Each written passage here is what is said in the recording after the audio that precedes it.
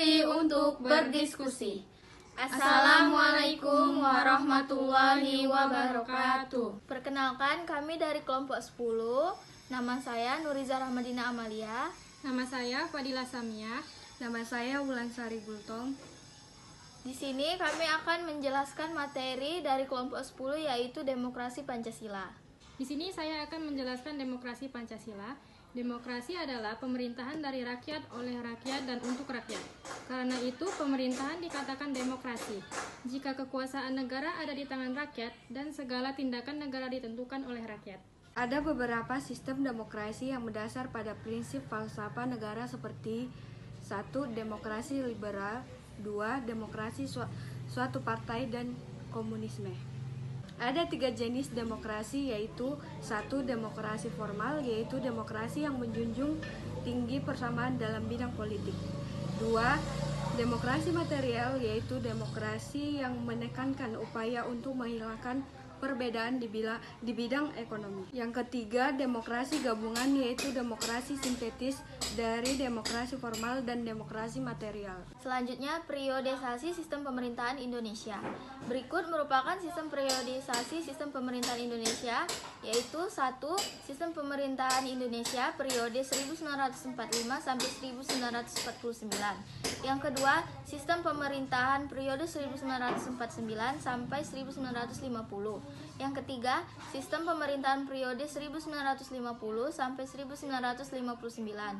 Yang keempat, sistem pemerintahan periode 1959 sampai 1966 pada masa demokrasi terpimpin. Yang kelima, sistem pemerintahan periode 1966 sampai 1998 pada masa Orde Baru.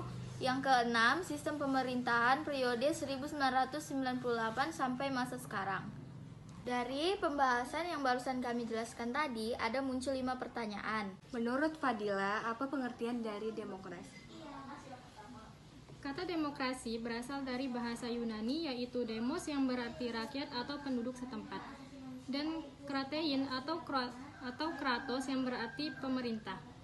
Jadi, secara etimologis, demokrasi merupakan pemerintahan rakyat, pemerintahan kerakyatan, atau pemerintahan rakyat banyak. Menurut Nuriza, apa saja demokrasi yang diterapkan di dalam suatu negara? Menurut saya, di demokrasi suatu negara itu ada 2, yaitu sistem presidensial. Sistem presidensial itu adalah sistem yang menekankan pentingnya pemilih presiden secara langsung dari rakyat. Yang kedua, sistem parlementer, yaitu sistem yang menerapkan model hubungan yang menyatu antara kekuasaan eksekutif dan legislatif. Menurut Ulan, kenapa sih negara ini perlu menerapkan demokrasi dalam sistem pemerintahan? Menurut saya, menjadi pilihan sistem pemerintahan terbaik karena dapat mengakomodasi beragamnya kepentingan dan aspirasi masyarakat. Selain itu, demokrasi juga berperan sebagai wadah pengikat nasional yang harus dihormati dan dijaga oleh seluruh rakyat.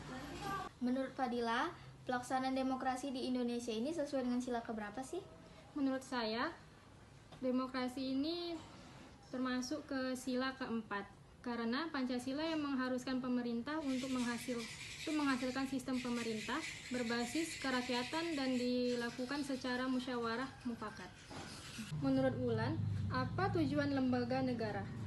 Tujuan diadakan lembaga-lembaga negara atau alat-alat kelengkapan negara adalah selain menjalankan fungsi negara, juga untuk menjalankan fungsi pemerintah secara aktual. Sampai dengan saat ini, proses awal demokratis dalam kehidupan sosial dan politik dapat ditunjukkan antara lain dengan terlaksananya pemilihan umum presiden dan wakil presiden tahun 2004 secara langsung. Dari pembahasan tadi, kami dapat menyimpulkan demokrasi Pancasila menempatkan kepentingan rakyat sebagai prioritas utama. Setiap keputusan yang diambil oleh wakil rakyat harus didasarkan pada kepentingan rakyat. Hal ini karena dalam sistem tersebut, rakyat memegang kedaulatan tertinggi dalam pemerintahan. Sekian dari pertanyaan dan pembahasan kami. Wabillahi taufiq wal hidayah. Wassalamualaikum warahmatullahi wabarakatuh. Salam solusi. Sampai ketemu kembali.